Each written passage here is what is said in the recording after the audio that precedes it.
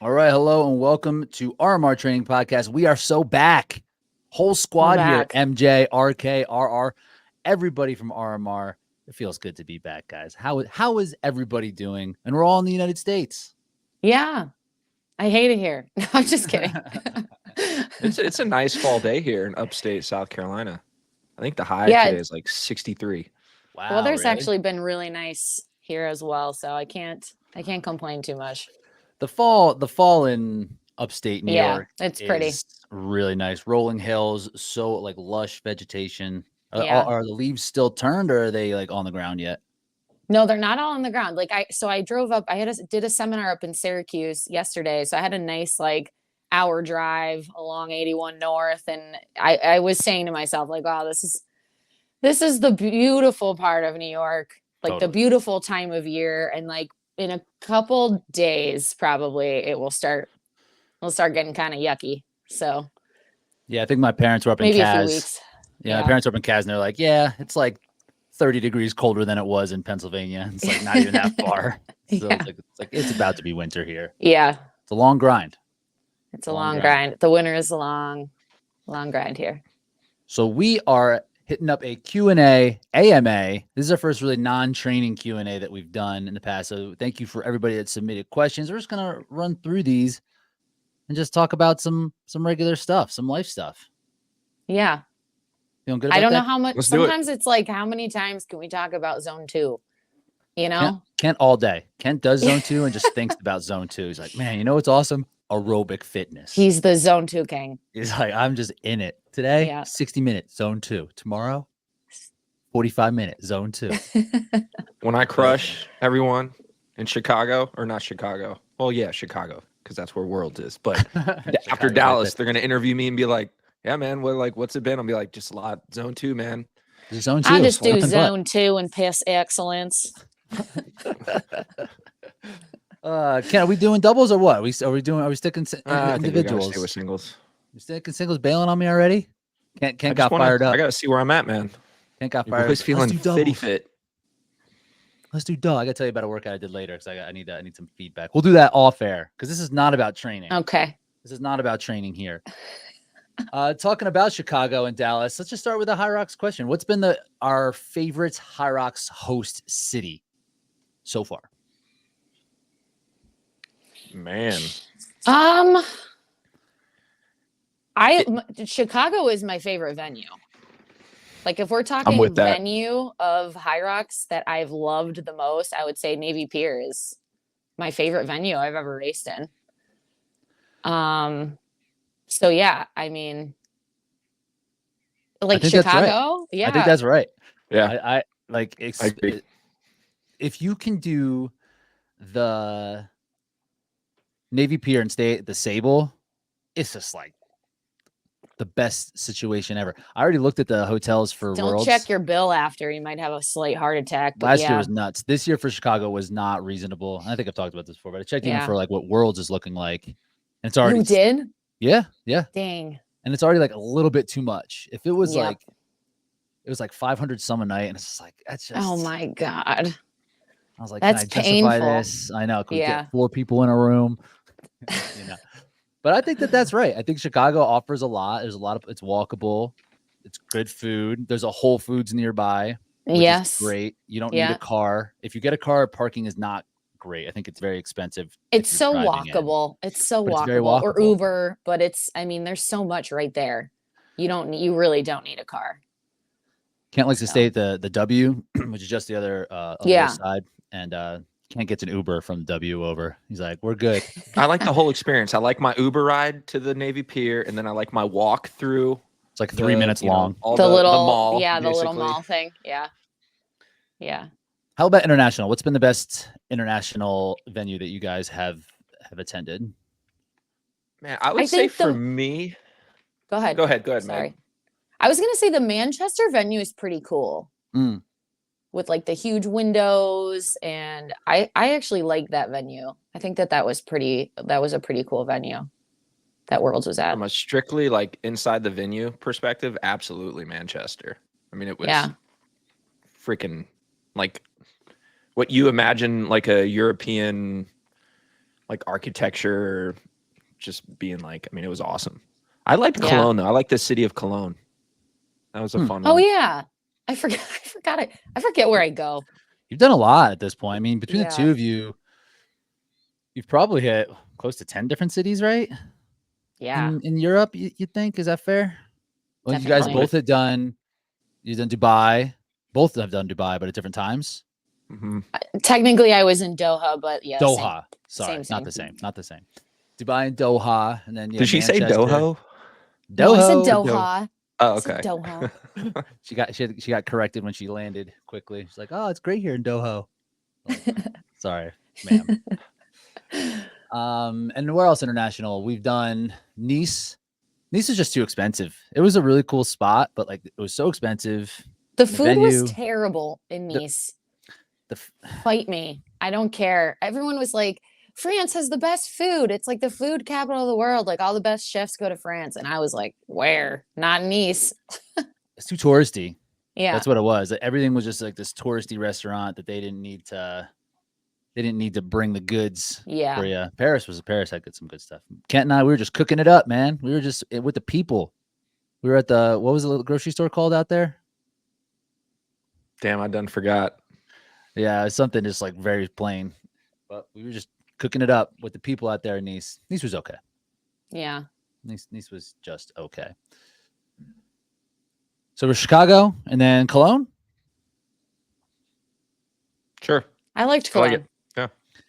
In the U.S., Anaheim is not a bad venue. Yeah, it's that's nice that right. it has hotels and everything around. It's kind of tough. It's almost like a food desert. Strangely, it's hard to get a good. Can't Yeah. remember we got stuck kind of eating at the hotel and it was so overpriced, not Mhm. good at all. And there was like really Mhm. nothing else around. It's like California Pizza Kitchen and like nothing else. Yeah. Chicago's the one. Chi-town. Chicago's the one. All right, Meg. I think you're obligated for this answer. I think we already know. What's your favorite all-time race? Oh wait, no, I thought I was going to say race watch, which is different. That's what I was preparing for. I was like, all right, Meg's gonna say Amaze Fit. Yeah, I have Amaze to, Fits. right? Yeah. Ken, what about you? What about you on the wrist-based technology? Are we talking about wristwatch or like watching races? I think it's that was the watching question. races. That was the question, but I'm asking wristwatch. He messed I it do. up, Look, so now I we're going flipped with it. I've got the old Amazfit right here. I like that one, but Do you? I've been wearing the Koros just because I'm more familiar with all the features on that one. But if Amazfit wants to come through, holler at your boy. I've not tested out the Amaze Fits, but I have the Koros now. I have Garmin in the past. I think Garmin's a little bit better, if I'm being honest. If I'm being perfectly honest. All right, now what is your favorite all-time race to watch? Let's do a race that is a race that you're in, and then a race that is not HYROX. Okay. I like it. What races can you watch that aren't? I mean, The my 1500, the 800, Oh, the okay, track and marathon. field. okay. Like in track. I'm like, what kind of racing are we It's talking like, about? if I'm not watching me in a race, what are we talking about? I mean, why are we doing it? What is that? What do we even mean? So Kent's is Chicago of 21, or last year's Chicago. What's better? no, Last year's it is has to be Chicago, better. but it's the year before. It was 2022 would be my favorite one to watch. The one where Rich came in third. Yeah. Even though you were hardly in that video at all. I popped in at the end. But it was an exciting race. It was the first time Hunter had gotten beat on American soil. I kind of separated early at the ski, and then he was kind of playing catch up the whole time. So it was like this, like, am I going to be able to hold him off kind of thing? You know, I think Bracken said when I was on lunges is Kent going to throw 8 innings of a no-hitter and then all of a sudden give up a run here on the wall balls, you know? So Hunter was always like right there. And, you know, the anticipation of like, am I going to be able to like hold him off until the finish was, I don't know. You race well in that situation because it was the same thing for Chicago with Rylan. Yeah. The next year, it was like you got ahead of him, but the whole time, like you had to keep fighting to like maintain your lead because you would get ahead of him more on the station, but then he was running so well. It was like, but he was never quite Like you had to just keep holding them off Right. the whole time. So that seems That's to be always your been a thing. recipe. You That's been a perform well good, in that. yeah. Do you feel like anxious, like nervous in those moments when you're at a station? Like, there he's close, I got to keep moving, or is it just staying focused on like the station, no matter what it would be, or are you conscious of like how close? Just staying focused on the station, like not really. I'm just worrying about what I'm doing, staying within myself. Yeah, you start worrying I'm about always aware. Like I could tell in that race with Rylan the year later that he was pulling on me a little bit on the run. So as long as I kind of did the same thing to him on the stations, it was gonna be okay. Meg, what's your favorite one to watch? Well, this is a question for Benny, I think. Meg, Benny has watched. He just watched like Manchester a bunch of times, so he was like, Meg, it's so crazy. Like you look so different. Like he's just like, it's very funny. I mean, for me, I would say obviously this past Worlds was the most fun for me. It's fun for me because obviously I won, but also when you're in a race situation like that, where it's a lot of pressure and you've secured a lead like that, it's like, oh, thank God. Like it makes you feel safe. You know what I mean? I know it's like not as exciting for everyone else watching because it's like, oh, this is okay. This isn't that fun because it's not oh my God, who's going to do it kind of thing. I know that's more exciting for viewers, but when you're the one doing the racing, having the secure lead, that is the best. That's great. A blowout's not that fun for like that race. It's wasn't very for fun the to watch. spectators. I know. And when I watch it back and I think of them, it's like, okay, boring. Everyone was probably like, all right, cool. Like, but second, third, fourth, like that became like the exciting like part of the race is like everybody after me. But I prefer that scenario. Obviously. For sure. I like Chicago from last year, and like also around this as well is how good the quality of the actual footage is. So like, this is a good one. Chicago 3 years ago or whatever that was, not as good. I don't think. I don't. No, it was terrible, dude. Yeah, it was so bad. Was that still an iPhone on a gimbal? That was still that. Yeah. But it wasn't HYROX doing it. This was like an unofficial. Was it ORM? Oh, okay. It was Nick. I think Nick Riker was doing it. No, he was. Yeah, he was like. He had a phone, and it was either ORM or the OCR report that was. Oh yeah. That were where it was being broadcast from. Yeah, so this was like definitely iPhone streaming it on StreamYard, like what we're on. Yeah, something like we were doing this now. So yeah, for that sake, I like the way Chicago looks better from last year. I like watching that race and just seeing how it kind of moves up. And of course, DECA Fit 2022, can't forget. And there was some excitement in that race too. I'm like, oh man, here I come. Up, go past Kent there, he's gone, and then go past Ryland. That's it. So that's a good race. Not me. I will never forget. That DECA mile one was fun too with Ryland. It was a good one to watch. Yeah, I think on my and again, the coverage is now that we're used to how good HYROX it's so is. bad. That coverage it's so bad. It's literally so painful to watch that stuff now. And at the time, I'm like, "Oh, this is nice. This looks better." Good. Yeah, better. It's just like Dave Claxton with a phone, just him. He's like screaming into it. I kind of miss the old days. You know why? This is actually really funny. Because I kind of like enjoyed in a weird way getting a little bit bullied in the comments of like them live streaming it on an iPhone. Like my first race, like I remember people like talking shit about my row form because it was like not that great at that point. And like I've worked hard on those things because people bullied me in the comments. And then I was like, oh, I better get fucking way better at rowing or like whatever, you know, like whatever it was that they were saying. And like I remember those things.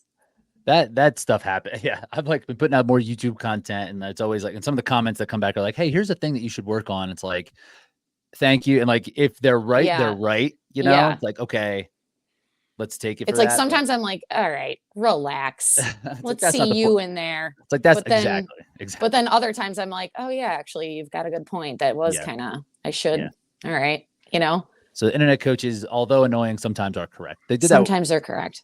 So I got a good tip one time for my squat form, just like where the bar placement was. Someone was like, just try low bar. And I was like, oh, okay. And I did. And I was like, oh, this is way better Yeah. for my strength side. All right. Along with that, or do we want to do the favorite race to watch that we're not in? Yeah. Let's do it. Let's do it. Oh, Karen, I love a 4x100 meter relay. 4x1? Yeah. Like the Olympic. Come on. It's too tense. I agree, but it's too tense. It's just like that and like the hurdles where And it's over so quick. And it's over so, but I it is like know, the I tension know, is but really high. I get it. Yeah, it's just hype. That's And it why brings me back to like my track days when it was like, because that's like, it's like coming down to the wire. We need some points right here. Like, we can't fuck this handoff up. And everyone on the team is so hype and screaming. And it's like, I don't just the hype that it Something creates always with happens the teams. Too. Yeah, someone always messes up or something goes wrong. And I don't know. I just love the hype of that. I get why, but like, yeah, the tension of it is what I don't like about it. And the hurdles, same with the hurdles. One missed hurdle, like I'm like cheering for our guys so bad, and if they clip a hurdle, it's like no. Yeah. 4x1's a good one though. Yeah. Mine would have to be. This is well over 10 years now. It's got to maybe like 2012. It was when Chris Selinsky broke the American record in the 10K. And it kind of just came out of nowhere, you know, like I think he was sitting behind Galen for like that whole race, and they were already on pace for sub 27, I think. And I don't know, with like 2 or 3 laps to go, Chris Selinsky goes around him and the gap just keeps getting wider and wider. And everyone's like, what the hell is going on? And Chris Selinsky just went on to crush the 10K American record and beat Galen Rupp. And I mean, it was just an awesome race because I think he was a pretty big underdog. Oh yeah, in that event. I still remember those calf sleeves he had on. Now people just have super shoes, so their calves are never beat up, so it doesn't really matter. It was okay. So Meb had the record in 2021, or not 2021, 2001, and Selinsky, I think it was before that, yeah, 2010. Because I was running a Broad Street run. Meg, you ever come across a Broad Street run, the 10 miler in Philly? People ever come from your area, not go downtown? No. It's just like a point to point 10 miler where it's completely flat. Even some of it's like slightly down, so you can run real fast there. I remember I got up early to go to that race, and my buddy's like, Chris Selinsky just ran this, broke the American record. I was like, and I remember where I was at that point. That was a big deal. Chris Selinsky doing that. Definitely a big deal. For a single race, I probably go 4x4. I know you like the 4x1, but 4x4 just brings it's like the best track team is the 4x4. The pros are almost like too good that even like the little bit of margin, it's like over. Yeah. It's hard to get like these hero. I like the hero performances in a 4x4. And I don't know, man, that Cole Hawker 1500 this year. Yeah. At the Olympics. That was awesome. I watched that a couple times, and I usually don't rewatch races like pro running races, but that was amazing. I think I still think the Centrowitz race was better. I did go back and watch that one too. You think so? I think so. But just because he just held off every move, like anybody that tried to go around him, he was like, "Not happening today, buddy." The way that he did it, even though it was so much slower. Which I don't mind a slow race. I know some people don't like to get into the tactics of everything, but Kent's one, he's like, those feet don't move quick all the time. He's into a slow race. He's like, we'll just keep it chill. Zone 2. What is the race to kind of piggyback off of this last one? What's the race that you're most proud of? It's probably the same answer. It's the same answer. Can't say the same. No. Can't say it. Other than what you just said. What was the question? What's the race that you're most proud of? Oh. All right. Mine is going to be Manchester Worlds. My rope came flying right off my sled on the sled pull. and I lost 20 seconds. I stood there and I counted while my guy ran down to rehook it. And by the time I went to, go start pulling again, I lost 20 seconds. It's my first world championship. I had just broke an hour 4 weeks before. So I was coming in looking good. And I did not let a race hiccup deter me or affect me from still performing well. And I would say that I'm very proud of things like that, because in the heat of the moment, you're like, what the fuck? It came down, it was another really close race too. So then at the end, you're like, wait, shit, what happened? But I think it's easy to get knocked off course when stuff like that goes wrong in a race. That's also out of your control. Like if you make a mistake or something happens, like Sandy had a sled pull issue at this Worlds as an example, but like when stuff like that happens in the race, like being able to move past it and stay focused and stay in it and not let it overwhelm you or get you worked up or whatever. I think that's an important skill to have. And I think that's the mindset piece that makes me a really great, strong competitor. So my favorite race that I've seen you run was that same year in Chicago, the North American Championship. It was just like times where the gap would open and you'd close it. It happened several times, and you were just like fighting from the front the entire time. And that was when Michaela was really strong. She made that crazy move on the row, right? She made a big move on the row, and then she made a huge move on Farmers. That was just like too much, but well, you she moved your way stole into the chalk bucket and like threw it, and tactics. Dump the chalk out, unclips your rope. Yeah, I like it. It's smart. Yeah. Just can't. What about you? Accidentally knock it over. Just knock that over. It's no big deal. Dump the rope all into theirs. What about you, Kent? My favorite races, or the ones I'm most proud of, are always like the redemption races. So it might not be the big flashy, majors or US or world titles. So like, I don't know, one that stands out would be like Houston in 2023 or something. Yep. Like coming off of a terrible North American championships, like 2 weeks prior, maybe 2 or 3 weeks prior, but knowing I still had the fitness, and then just going out and just like proving myself right, that, hey, that was a bad race, and like, we're still here. We got it. So those are the ones, the ones I'm most proud of, are like when I get knocked down and then come back. Can't look at the camera. Like I'm about to freaking do all over everybody this year. Yeah, you know how Kent feeds himself bullshit, like you just said. He was running that race, and I'm sure in his head he's like, everyone thinks I'm out of it. Everybody thinks I'm no good. Looks at the Kent. Graham's running next to him. Yeah. And he looks at Graham and like, this is probably after the row. This is like not at an easy part of the race. He's like, you gotta count me out. You count me out. And Graham had no idea what I was even saying. I was like, what is this guy? Kent turns to talk shit to this camera for this redemption story.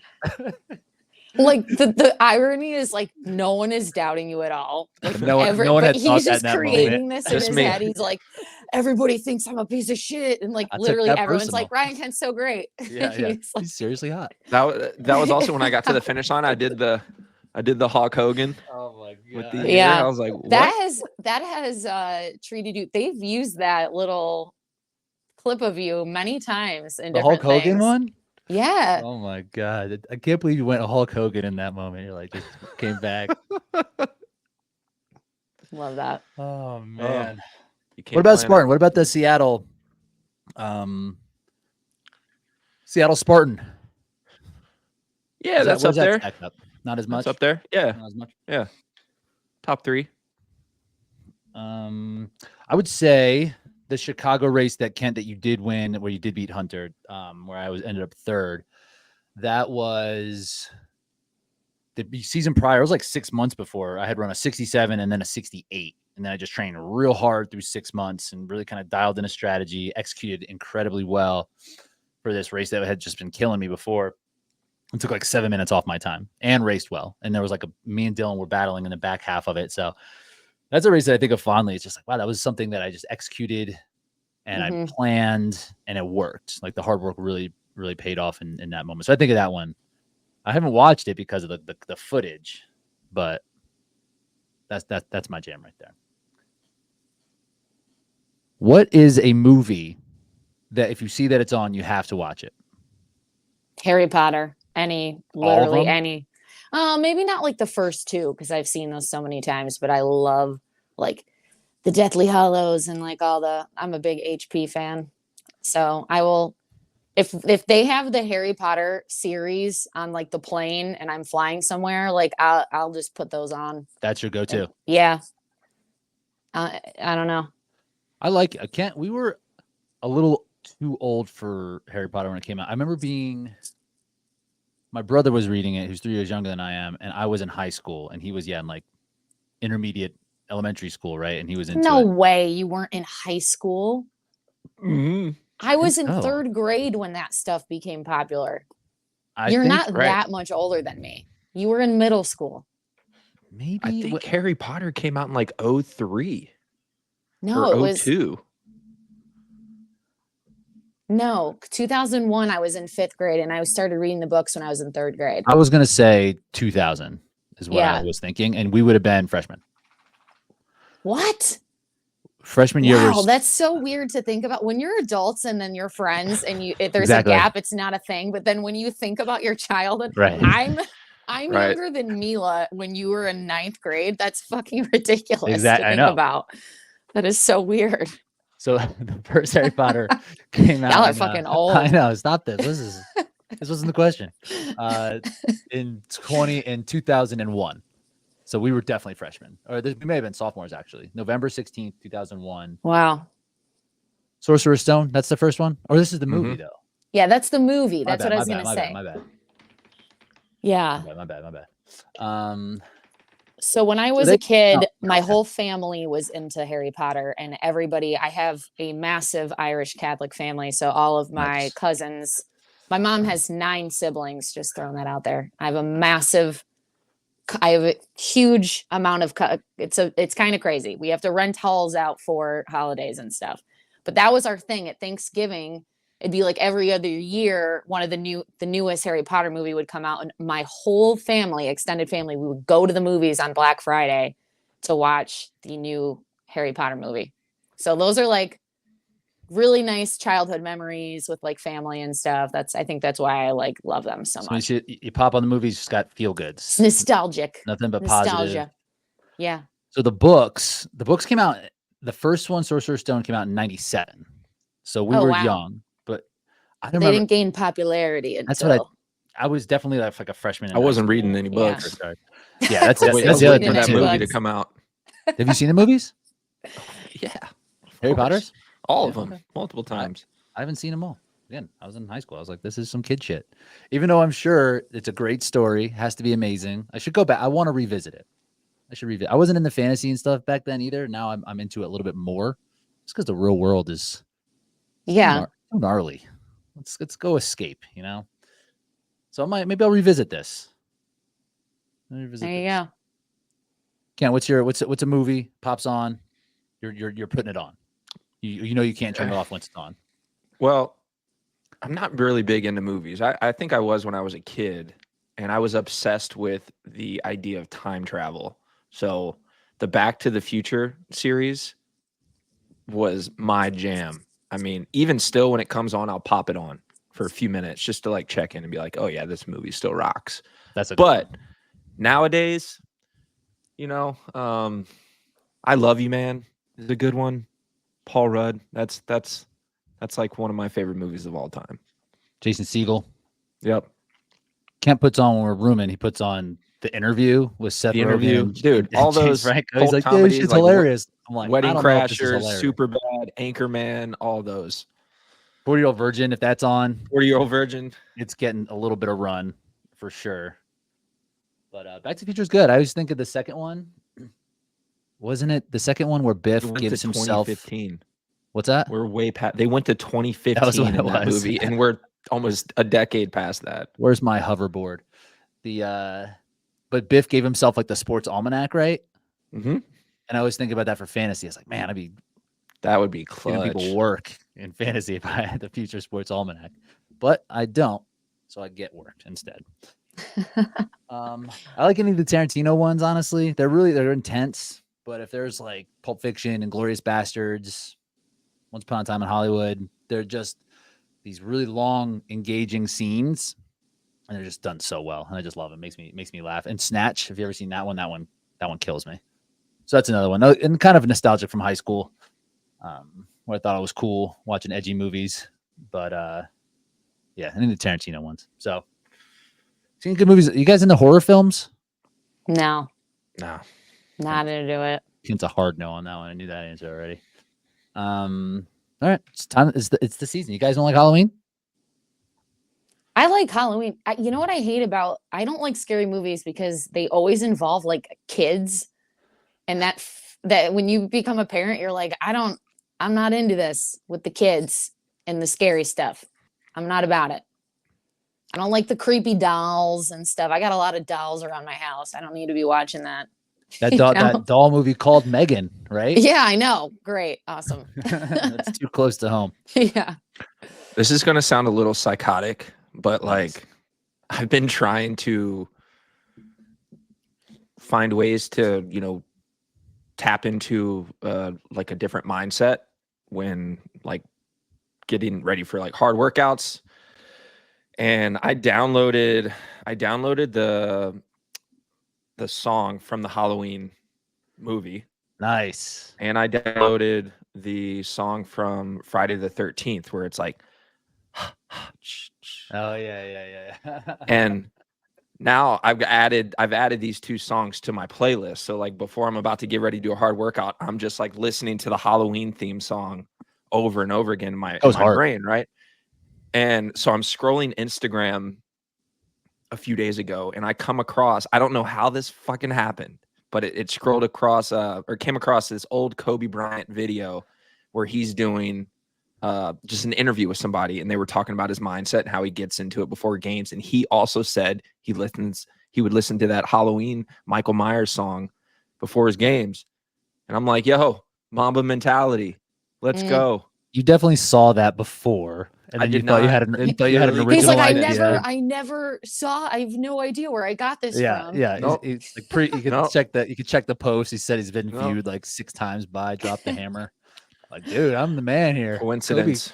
Kobe. We're one in the same, guys. I do like that though. I listened to the theme from Psycho. I'm in this music league. We've talked about it before. The theme this week was Halloween music, and the theme from Psycho came on. It's a 14-minute song, but it's a banger. It's so good. So I would recommend that as well. It's maybe not as creepy, but there are some really gnarly parts to it. What's your favorite post-race meal? I'm all about dessert. Dessert. I just want some ice cream and a brownie with ice cream. And I think I'm not like a big foodie person. Like I'm sweets. I'm all about the sweets. So I could eat rice and chicken every day, 2-3 times a day, and that can stay the same. But I want like load me up with a brownie sundae or something. That's my go-to. That's what you would do. You'd be like, let's go. Yeah, like I'll eat like a clean dinner after the race, but then like I'm ordering gelato, 3 things of dessert, and I'm probably going to eat a lot of it. That's a good one. Because then you can't just hammer and just to be like, we're fine. Yeah. Plus, I have a gift for ice cream eating, so yeah, like best on the planet. I think that's my next career move. Is like I'm just gonna competitive ice cream eater. Yeah. It's good to have a backup plan. Yeah, always good. I eat that stuff on the regs, so nothing special. You guys that for breakfast? Give me a burger. Give me a burger and a beer. I'm good with that. Something just super juicy, filling. Like, yeah. I'm with you. It's like real salty too. So after a race, if you've lost a lot of sweat and like fries, a cold beer, like a Pilsner or something with a burger, hits it. It hits it. I do like a post-race beer though. If I can get like an IPA or something after, like a New England IPA or something like that, because I have one. I'm like kind of drunk. I'm like, all right, I'm good. I can go to bed. But it's hard to get post-race meals after these majors. Yeah, they're so Everything's closed. late. Everything's Yeah. closed. You're It's eating true. at like 10 o'clock. It's tough. In Vienna, we got some street meat. We just had to get some sausage. It's the only place open. And it was awesome. It was great. Oh yeah, I forgot about that. It was great. It was awesome. That was like the best thing I had. Can't like sort it out later that trip. All right, so let's talk about HYROX for a second. How do you think they can standardize things? Like, what do you think that they will do eventually to make it better? Like, assuming that they decide standardization is a priority, because right now it is not. But if it was eventually a priority, what do you think they would do first? Having the same layout within every venue, having a 3-lap course everywhere you go. So when you're scoping out venues to host these events, like, you need to be looking for one that can do it. It's a 3-lapper. Like, every course is a 3-lapper. And then Why can't we have it 2? Let's make it 2. You're going to probably limit 2.5. 2. Yeah, sure. But I think if you do 3, your options are going to stay much bigger. That's true. I agree. So that would be the first thing, is committing to every course being a 3-lap course. With the same station order and like the same rock zone size, like literally all the same. Yeah. The interior stays the same. Yeah. I think there's like a tool they can use to also like test the sleds, right? I know Luke has something that he's done with testing the sled weight versus like maybe depending on the venue or the carpet, you have to throw an extra plate on to keep or something. Like, I don't know. I think they have to fix that too. If they have the tool, they ain't using it. Well, they're definitely not using it. Or it just does not work. Yeah. It just does not work. Can't you say something? I think they could potentially because the flooring's going to be a little bit different probably from venue to venue, like the type of concrete or whatever is on the floor. So maybe if there was a layer of something that you could put over top of that and then put the carpet on top of that, that could make it more standardized from venue to venue. That way the carpet is on top of the same whatever, whether I don't know, you could put turf and then lay the carpet over top of the turf. I don't know. Right. It could be like what would probably most likely be is they would put like a skin on the bottom of the sled. Right. So the carpet might be different, but if like the surface because I think the sleds being fucked up is what really causes them to be different, like how scratched up or whatever they are at the bottom. Mm-hmm. So they put it on like sliders or something, or even like, you know what I mean? Like just something that is taking that element out a little bit. So it's the same kind of way, like having some kind of layer that makes it a little bit more consistent, but it would make it easier. What if the sleds were on tracks? Like imagine a sled on like a roller coaster track. So the sides were up off of the ground, just like slightly. Yeah. And you pushed it on like a little, just like a roller coaster track. Yeah, no, it's not a bad idea. And it would stay the Someone same. had said to me, like, why don't they just use those torque tank things? Because since they're on wheels, it's like that doesn't change. You know what I mean? Totally. That makes sense. What do you guys think of that? It makes sense. I mean, I hate them, but it makes sense in some way. The only thing is then you have the issue of like if one wasn't flipped all the way up to the highest setting or the right setting, which that's happened before, then there is still always a little bit of a human error component. But I mean, I don't know. I thought that was an interesting point. I think it would make the sleds even easier than they already are. I think so too. What we're going for. They just change, right? It's like the load feels different. It's not as heavy in terms of being able to move it for like an inch. Yeah. Like if you push it hard for like 3 minutes and you push a HYROX sled hard for 3 minutes, like you might be even more blown up from a torque tank in your legs. But like the strength needed to move it is basically like removed. Right. You know? So if there, but like what kind of saying, if there's some sort of combo, it's on like a track, It still has to move. It would be easier for sure, but just add more weight. Something that where like the vertical force matters because they don't have that. Everything is like the horizontal force, the magnetic resistance on the tank. But and that shit looks dumb. It does look dumb. I was like, eh. Mm-hmm.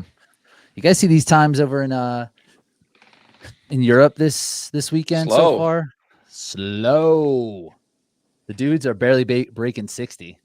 Like, I mean, dude, and then is it because the courses are so packed at like Birmingham and like events like that? Is it because there's so many people? I think the sleds are just harder. I think the sleds were just like Harry Thompson is a big beast. Yeah, he's a big guy. Oh, his was still really good. But his Graham was like a 4.5 minute sled. Graham had a 3:27 sled push, and then like a 4-minute sled pull in Madrid. They're just old carpets. The sleds are probably really old now, and Wynn was the same deal. I feel bad for Graham, man. He's getting hard. He's not getting good breaks. I mean, Stuttgart seemed like it was a fast course now in retrospect, but not as fast as Amsterdam, but still fast. I don't think anyone's getting better. I don't think anyone's starting to realize this. The courses are just getting easier. We're like getting a tiny bit better. But that's what I said after Amsterdam. I was like, why is it that no one thinks people can just get better? Like I understand that was fast-ish, but I don't know. People are also improving. So it's kind of hard to say. But when you see like, I'm just using Wynn as the example here. I like Wynn, good athlete. Got to put it out there. He ran 56 something when the first course, he did extra burpees and was like 57 mid. And then runs 59, 39, 35 in Spain. Right. So he's definitely improving, but this Spain course was fucked up. And so was that Amsterdam course, but like, what's a good course? What are this? Yeah, what's exactly. it supposed to be? Yeah. What is an actual time? How fast are people? I don't know. What was that? I don't know either. I don't either. But I think I kind of agree. I think the first thing that they would do is have some sort of like, here's the layout. Here's how, because that's one thing. It's like that they can control. It's like that's one thing DECA does great. The course is the same every time. Yeah, that's a good point. And it's like even the farmers in the grids aren't even the same. It's like, okay, the farmers are like that there and not like that here. But I think eventually they'll just be like, okay, globally, here it is. Like the order is 1, 2, 3, 4 to 8. Yeah. I don't know. Do you think it would be possible for them to set up a HYROX course the way that they do DECA, where you basically swoop into your zone and then go right back on course? It would have to be like at an actual track, like it has to be huge. I would think if it was good to be inside like that. I don't know. Actually, I think it would have to be. You could do it on a 2-lapper. You could maybe. Yeah, maybe. Where there is no rock zone, you're saying? Yeah, basically no rock zone. Maybe. I don't see. I guess just I don't know the like how big the stations are, and you have to move a considerable distance. Where in DECA, there's only one thing that moves. That really moves. There's two things like farmers and. We're not getting paid to solve problems, so let's just. Well, whoever is getting paid to solve the problem, whoever is getting paid to solve the problems, ain't doing it. So they might need some. They might need some outsourced help. Hit us up. All right. If you were any animal, what would it be and why? I don't know. Puma. I hate these questions. I was just going to say that. Puma. Oh. Oh my God. I think so. I think we know yours. That's great. Oh my God. But does some sort of big cat resonate? Yeah, I guess. I like it. I'm with it. I'm going with this. I'm going with this for sure.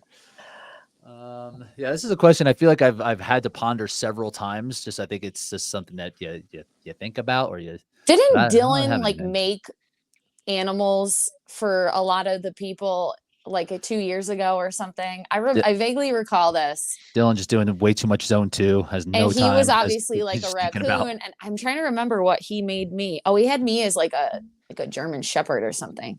I think it was like I look pretty, but I'm mean. No, I'm just kidding. I don't know. Loyal beast. Loyal beast. Loyal, yeah. I have to be tamed though. I have to be worked. Yeah, Have to be exercised a lot. Yeah. And then I'm calm. That's actually really accurate. Well, there's two things that I would need to have if I were an animal. I would want to be able to fly, and I would want to be a predator. So a hawk. So like you're a a pterodactyl. falcon. Give me a falcon. Peregrine Okay. falcon, fastest animal on earth. So that's Just not like roam in the Just skies, for- up in the mountains, an eagle. something like that. Yeah. That's a good one. What you know about that? That's a good eagle call. That was, I don't know My- what that was. That's my pterodactyl. That's my Yeah. pterodactyl. Yeah, you Okay. definitely some sort of dinosaur you are descended from. I do like dogs the best. I think they are the best animal. So I would like to. They've got the easiest life. Yeah. They're chilling. They're having a good time. Like a wolf, though. That's pack. We got a pack here. I'm not necessarily. I do like alone time though, so the pack might be a little much. So everyone's just howling. I gotta howl now. Can I just? You're chill? a lone wolf. A lone wolf. Seems And then less. there were 3. Lone wolf And it is. now, yeah. Okay. I don't get it. I don't know. All right. What do you guys listen to for podcasts? What's a podcast recommendation that you guys have? Oh man. Let's see here. Do you do podcasts, man? Not really, but I Not watch really? a lot of YouTube videos these days. All right. A lot about training, Oh which yeah. is interesting. What do you like? I can't share too much. All right. Gonna keep that close. I don't want other people listening to it and getting good ideas. I don't listen to a single hybrid podcast. Just throwing Other that than out there. ours. No, I don't listen to ours. Yeah. Sometimes I'll go back if I'm interviewed and like just make sure I didn't sound weird, and I'll listen to like some of it. And I'm like, okay, I sounded fine.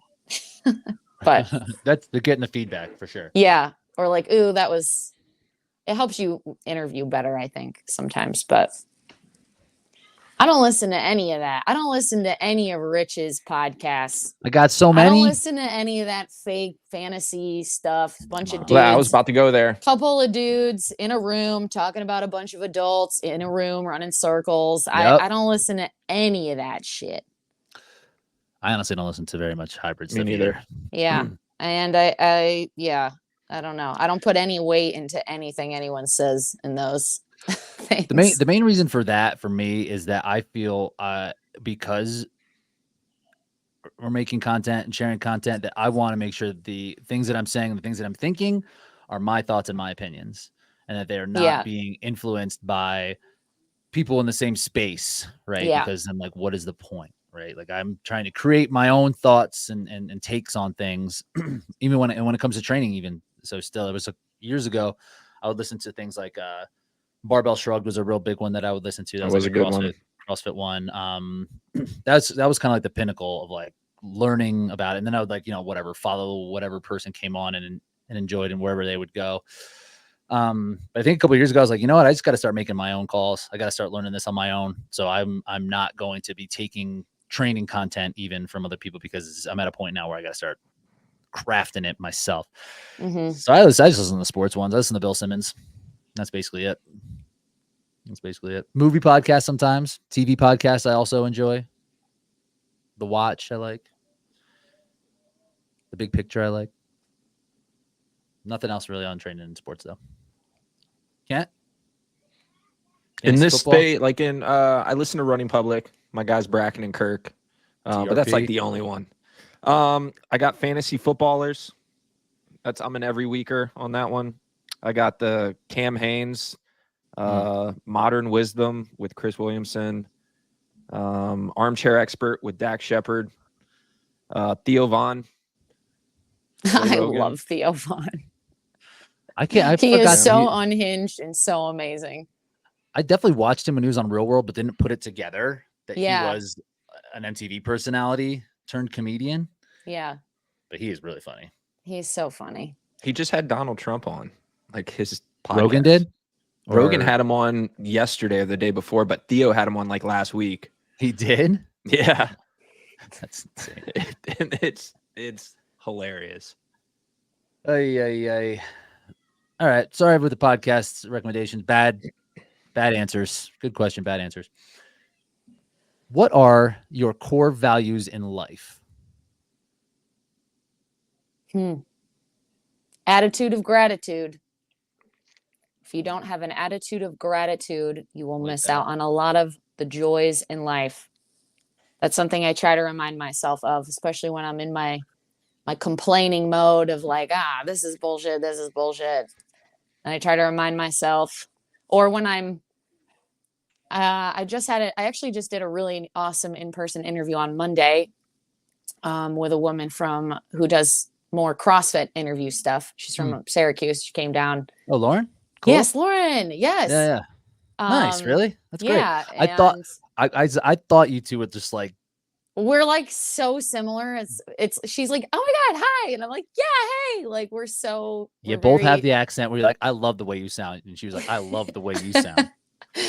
I think I was talking about this on our interview, where anytime you were working to level up life or like to move in a direction or working towards a goal, you don't realize sometimes the price that comes with it until you get there. And then now like your world has changed in a way, and sometimes the sacrifices or the requirements to kind of be at that level, like you don't really realize what you have to do to keep it up or maintain it or whatever. Does that make sense what I'm saying? Yeah. So I think it's one of those things where to be at the top of a sport, it takes a lot of certain daily actions.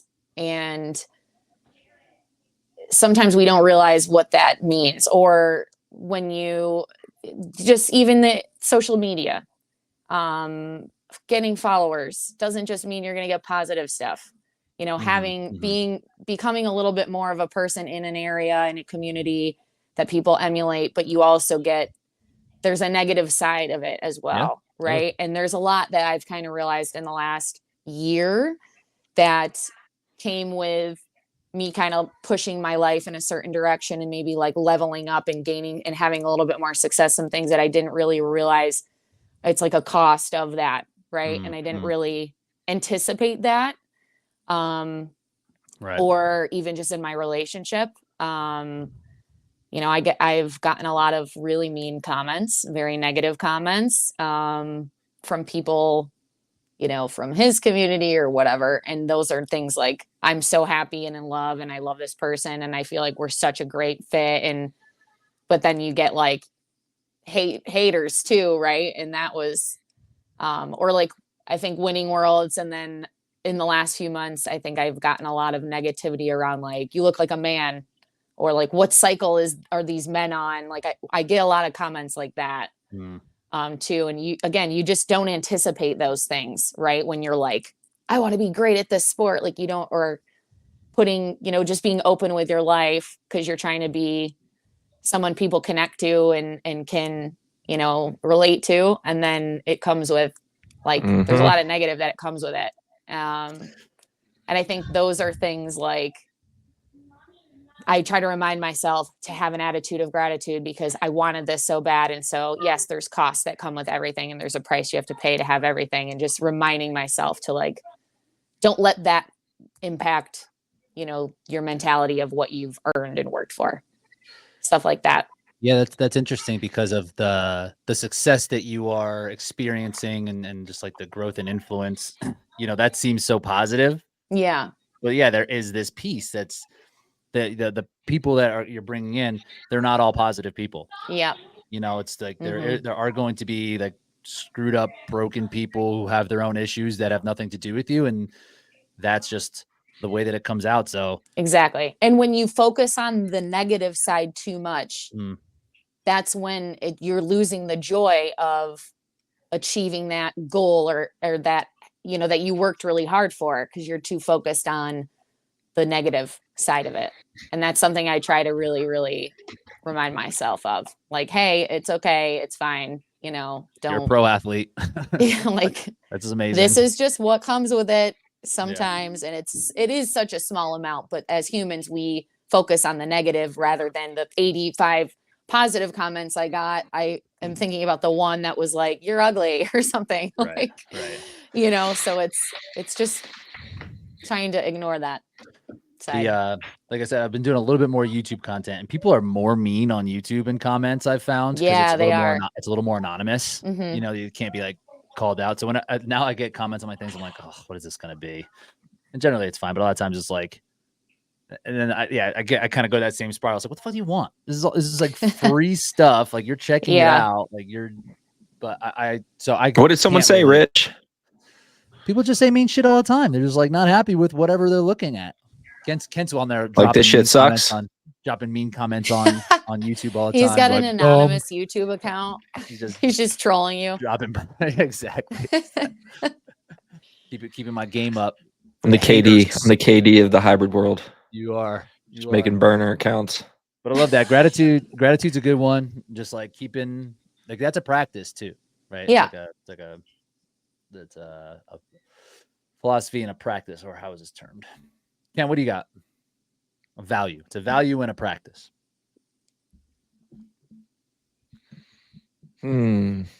Just having integrity. Just like on a day-to-day basis, like if you commit to something or say you're going to do something, do it, whether you want to or not. Like, you made the decision, you committed, whether it's to yourself or to friends or family, whatever. Like, you gotta hold it up. You gotta close it out. Do what you said you were going to do. Don't talk about it, be about it. Only That's as good as your word. Don't talk about it, be about it. Yeah, for sure. For sure. I like that. I like to just kind of approach everything. This is how my dad is. He's just like a very kind person. So that's been just a value that's just deep in me. It's like making decisions, like if it's malicious or is it based out of like kindness, right? And like always kind of lean toward the kind part of it. That's just a value that I feel, a pillar that I feel props up my personality quite a bit. So that's something that I hold true, that I try to anyway. But when people out here hating, people on their burner accounts talking shit on a ski erg video, damn, you get mad. Right, Kent? I don't read comments, bro. You don't make posts. Nobody comments on your shit. Post I made and one. ghost. I made one. I saw. I did see. I did see. How did it go? I don't know. What do you mean? I'm just letting people know. I'm gonna be back soon. I'm training still. I'm out here. All right. Should we wrap this up? I can see if we got anything else good on here. Let's get one more. What we got? Do one more. Trying to get a fun one. Thank you for the questions. Again, by the way, Meg, thanks for getting this organized. How long does it take your body to recover after a solo HYROX? I like that one. Yeah, that's a good one. Well, when I still first kind started, of about training, but training. Oh, that's true. Yeah, that's okay. We can end it on a bang. When I first started, I'd be sore for a week. I mean, walking down the stairs, I'm like holding on to the railings because my legs are so freaking sore. But over time, just building up the volume and particularly like the leg volume that you need for HYROX. I'm like good to go like 2 days after HYROX. I might be a little bit sore the day after, but 2 days after, I'm feeling okay now. But it took some years to get to that point. Yeah. Yeah, a couple days. I mean, even if you feel good, you have to remember that your body just took a real beating. So like maybe your recoverability is strong where you don't feel muscularly super sore, but that doesn't mean you should just hop back into intensity, which I see happening quite a bit in the community. And I would say you are not very well advised on endurance recovery and the importance of it. Keep it chill for like the whole days. Week. Like a lot of days actually. That's my best advice on that. And the thing just to remember about these races, right? It's like the event itself is demanding, right? I remember this when we were walking around in Vienna after that race, and we were like, oh yeah, I feel okay. But then like halfway through the next day, it's like, oh, I'm starting to be sore now in like my quads and glutes. So it does come on. But that there's also travel associated with it. It's also your sleep is going to be a little bit wonkier than it has, and just like your energy levels throughout the day of the race are going to be like peaking really high and dipping really low. Yeah. So like the emotional part of it is It's a lot of stress. A lot of stress. It's a lot of stress. Outside of No just the matter race. who you are. I mean, I think whether you're competing at the elite level, there are people that DM me how nervous they are and what do I advise? And I think they're more nervous than we are, even though we sometimes have thousands of people screaming at us. You know what I mean? I think it's a lot of stress physically, but also mentally. So you just really have to let yourself come down from that, I think. And that's my best advice. I think people do way too much post-race, way too much. That's your time to chill and recuperate. Also mentally, because you're usually gearing up from a race, right? And that's like you are working and working and working for those weeks leading up to a race. And it's like, give yourself a moment after to really, because then if you hop right back into it, you're not going to have fun. You're not going to be having fun. It just, at least for me, I need a couple days of like, I'm going to do what I want. I'm going to feel, I'm not super worried about getting hours in and whatever, because I want that for the mental side, especially if Worlds is in June. It's like, this is a long season. You got to understand the importance of the mental load. Yeah, it's easy to feel motivated right after a race too. Yeah. Like, I'm getting back at it. But yeah, like you said, Meg, you eventually will hit a wall, burn out a bit. Yeah. So, agreed. And we're all racing Vegas, right? Meg, you're coming to Vegas? Yeah. Into Vegas. I'll be there one way or another. I'll be there. See how these courses fare. Fitness feels good. See how the courses fare. Anything else we need to plug? ESN? Take your daily. Take your multivitamin. Fish oils. Take it all. Powerlift if you want. Anything else? Puma? Yeah. I don't know. All right. That'll do. Thanks for joining. Thanks for the questions. This was fun. We will talk to you all soon.